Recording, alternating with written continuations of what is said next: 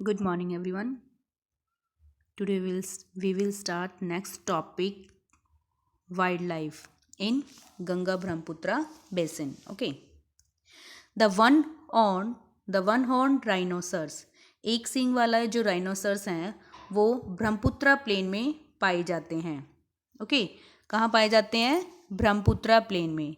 In the delta region the royal Bengal tiger. और जो delta reason है यहाँ पर क्या पाए जाते हैं? Bengal tiger. Crocodile and alligators are found in this delta region. A large variety of fishes like the katla, hilsa and rohu are also found in this region. Many national parks and wildlife sanctuaries have been developed in this region rich in wildlife. बात करें यहाँ पर हमें इनके अलावा कुछ national park और wild life sanctuaries, ठीक है, इनको वाइल्ड लाइफ को प्रोटेक्ट करने के लिए इन्हें एक नेचुरल हैबिटेट प्रोवाइड करने के लिए जो है गवर्नमेंट की तरफ से कुछ नेशनल पार्क और वाइल्ड लाइफ सेंचुरीज यहाँ बनाई है गवर्नमेंट की तरफ से, ताकि इन वाइल्ड लाइफ को प्रोटेक्ट किया जा सके. ओके ओके जैसा कि हमने देखा अभी कि यहाँ पर वाइल्ड लाइफ सेंचुरीज जो है डेवलप्ड की गई हैं. कहाँ? इस डेल्टा के अंदर, जहाँ सुंदरवन डेल्टा है, गंगा ब्रह्मपुत्र रिवर के थ्रू बना डेल्टा. ओके ओके अब उसके बाद बात करते हैं पीपल्स की. A large number of the people live in the rural area. बहुत सारे जो पीपल हैं वो रूरल एरिया में लिविंग करते हैं. The rural settlements here are circular और linear as they are generally found alongside river bank. ये जो रूरल सेटलमेंट्स है यहाँ पर लोगों की जो ज़्यादातर सेटलमेंट देखने को मिलती है वो रिवर बैंक, मतलब जो नदी हैं उनके किनारे इस सेटलमेंट हमें देखने को मिलती है. The population of the Brahmaputra plain is lower as compare to the Ganga plain. Okay. Brahmaputra जो प्लेन है उसकी कंपैरिजन में गंगा प्लेन में ज़्यादातर हमें पॉपुलेशन देखने को मिलती है. एंड द डेल्टा रीजन, ठीक है, विच आर डेंसली पॉपुलेटेड. और जो डेल्टा रीजन है वो मोस्टली पॉपुलेटेड एरिया है. क्यों डेंसली पॉपुलेटेड? मतलब हैवी पॉपुलेटेड एरिया है. क्यों? क्योंकि यहाँ पर जो डेल्टा प्लेन होता है वो बहुत ही फर्टाइल होता है, और फर्टाइल होने की वजह से यहाँ पर एग्रीकल्चर करना पॉसिबल हो पाता है, इसीलिए, और अच्छी यहाँ पर ग्रोथ होती है, इसीलिए इस एरिया में ज़्यादातर सेटलमेंट देखने को मिलती है. ओके. अब नेक्स्ट आती है economic activities. The main economic activity of this region is agriculture. ज़्यादातर यहाँ के लोगों का जो मेन ऑक्यूपेशन है वो agriculture. It is the main occupation of the people due to the following advantages. क्यों यहाँ के लोगों का ज़्यादातर ऑक्यूपेशन जो है एग्रीकल्चर है? First, the climate is suitable for growing crops. क्योंकि यहाँ का पूरा साल जो क्लाइमेट है वो क्रॉप ग्रो करने के लिए अनुकूल है, मतलब सूटेबल है. Reverse provide water through out the year for irrigation even in the dry season. River यहाँ पर ड्राई सीजन में भी वाटर प्रोवाइड करा देती हैं, ठीक है, इरीगेशन फैसिलिटी प्रोवाइड हो जाती है, इसीलिए यहाँ लोग ज़्यादातर एग्रीकल्चर को प्रेफर करते हैं.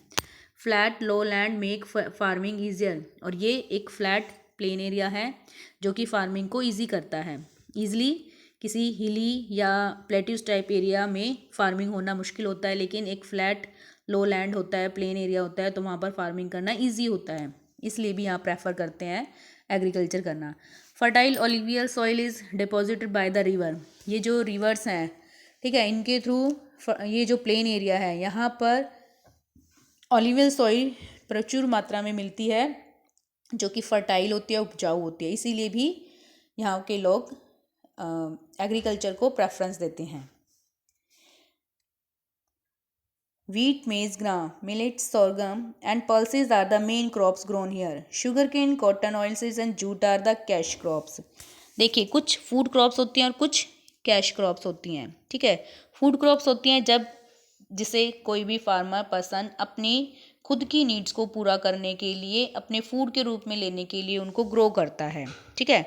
लेकिन कैश क्रॉप्स कौन सी होती हैं? वो क्रॉप्स जिन्हें सेलिंग पर्पस से, मार्केट में बेचने के, बिजनेस के पर्पस से, ट्रेडिंग के पर्पस से उसको ग्रो किया जा रहा है, तो वो क्रॉप्स होंगी कैश क्रॉप्स, जिसको सेल करने से कैश मिलता है, मनी मिलती है, ठीक है, तो वो कैश क्रॉप्स हो गई।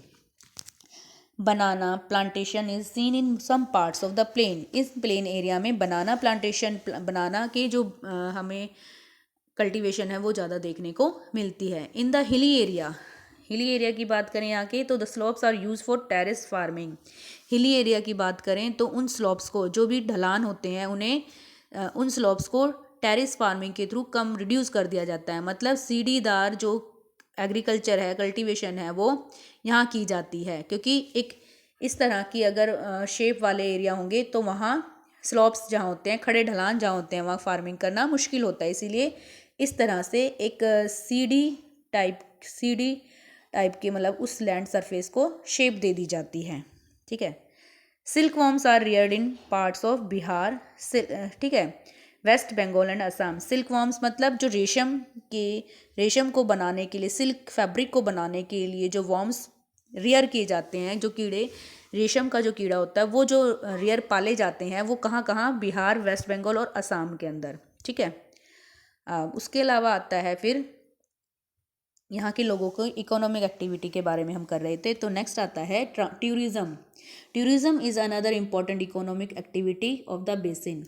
टूरिज़्म की बात करें, ठीक है, तो यहाँ पर लोग मतलब घूमने फिरने के लिए आते हैं, तो टूरिस्ट प्लेस भी एक ये है जिससे इकोनॉमिक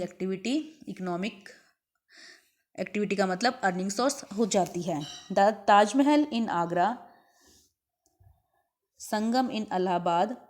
अब यहाँ के अगर हम उसकी बात करें, जो देखने के प्लेसेस हैं, ताजमहल आगरा में, और इलाहाबाद में जो रिवर्स का संगम है, बुद्धिस्ट स्तूप बिहार के, लखनऊ में इमाम बाड़ा, और जो वाइल्ड लाइफ सेंचुरीज़ हैं या नेशनल पार्क्स हैं डिफरेंट एरिया में, ठीक है, गंगा और ब्रह्मपुत्रा रिवर के, गंगा ब्रह्मपुत्रा बेसिन है जो यहाँ की बात की जा रही है, तो यहाँ के कुछ जो है मेजर टूरिस्ट अट्रैक्शन हैं, इनसे भी अर्निंग सोर्स हो जाती है यहाँ के लोगों की। नेक्स्ट आता है transport and cities. The Ganga plain has an efficient network of road and railway which link the town and cities. Ganga plain area जो है यहाँ पर रोड और रेलवे का अच्छा एक नेटवर्क कनेक्शन है, मतलब रेलवे की भी यहाँ पर फैसिलिटी है, और रोड के थ्रू जो आने जाने की सुविधा है ट्रांसपोर्ट की, वो भी अच्छी है। और ये प्लेन जो है, गंगा प्लेन, ये शहरों से और कस्बों से जुड़ा हुआ है। The Ganga Brahmaputra plain has many big towns. Ganga Brahmaputra plain में बहुत से बड़े टाउन्स हैं और सिटीज़ हैं जहाँ पर पॉपुलेशन ज़्यादा है, 10 लाख से ज़्यादा। Delhi, Agra, Kanpur, Allahabad, Varanasi, Lucknow, Patna, Guwahati and Kolkata are some big cities in the region. Kolkata, the capital of West Bengal, has a port on the river Hooghly. West Bengal की जो कैपिटल है कोलकाता, यहाँ पर रिवर हुगली पर एक पोर्ट बना हुआ है, ठीक है। पोर्ट पता था ना कि जहाँ पर गुड्स का एक्सपोर्ट इंपोर्ट का वर्क होता है जहाँ से, ठीक है। Air services are also available for most of the big cities. जो बड़े बड़े शहर हैं वहाँ पर एयर सर्विसेज भी अवेलेबल हैं, ठीक है। बात करते हैं changing times. Most of the river in Ganga basin are heavily polluted. Time के साथ साथ जैसे जैसे टाइम पास हुआ, पॉपुलेशन बढ़ती चली गई, जिसकी वजह से गंगा रिवर बेसिन जो है ये सबसे ज़्यादा पॉल्यूटेड एरिया हो गया। मतलब यहाँ लोगों ने गंगा रिवर के अंदर मतलब आना जाना, नहाना, ठीक है, स्नान करना, ये धार्मिक तीर्थ स्थल होने की वजह से, और यहाँ लोगों ने मतलब इन रिवर्स में जो मूर्ति पूजा के बाद रिवर्स में फ्लो कर जाती है, पूजा की जो सामग्री होती है वो सब बहा देते हैं, जिसकी वजह से रिवर्स पॉल्यूट हो जाती हैं, दूषित हो जाती हैं। और इनमें इंडस्ट्रियल वेस्ट भी छोड़ दिया जाता है। The industrial waste from factories, domestic sewage from homes, chemical fertilisers and pesticide used in agriculture are discharge into the river leading to the pollution. इन सभी की वजह से, इन सभी ह्यूमन एक्टिविटीज़ की वजह से ये रिवर्स जो हैं पॉल्यूटेड हो गई हैं। द गंगा एक्शन प्लान, इसीलिए गंगा एक्शन प्लान और यमुना एक्शन प्लान जो है गवर्नमेंट की तरफ से लॉन्च किया गया, स्टार्ट किया गया, ताकि इन 2 रिवर्स को बचाया जा सके as they tributaries from further pollution, ताकि इन रिवर और इनकी जो ट्रिब्यूटरीज हैं उनको आगे पॉल्यूशन दूषित होने से बचाया जा सके। और अगर ये पॉल्यूटेड होने से बच जाएंगी तो हमारी जो आगे की लाइफ है वो स्मूथली हो जाएगी।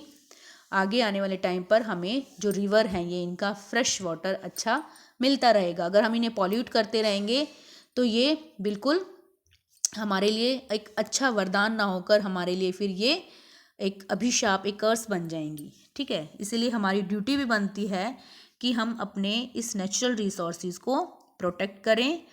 आज हम जैसे इनका एंजॉय ले कर रहे हैं इनको, ऐसे ही हमारी आने वाली जनरेशन भी इनको एंजॉय करें। ओके, तो ये था गंगा ब्रह्मपुत्रा बेसिन के बारे में।